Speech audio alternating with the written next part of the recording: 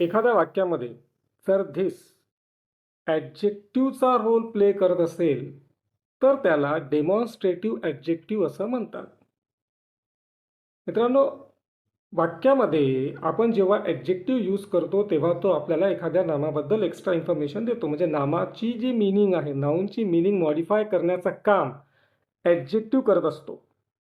परंतु हेच काम जर आपण धिसला, दॅटला, दिजला, दोजला दिलं तर त्यांना आपण ग्रामरच्या टर्मिनॉलॉजीमध्ये डेमॉन्स्ट्रेटिव्ह ॲडजेक्टिव्ह असं म्हणतो.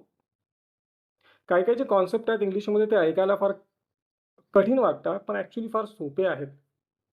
मी काही एक्झाम्पल्स घेतो इथं. This boy is the criminal. This boy is the criminal. आता या वाक्यामध्ये बॉय पुढे आपण धिस लावलेला आहे. धिस हा एक्स्ट्रा इन्फॉर्मेशन देते आपल्याला बॉयबद्दल. हाच मुलगा चोर आहे, गुन्हेगार आहे. हाच मुलगा गुन्हेगार आहे. This boy is the criminal. This hospital is known for its expensive treatment.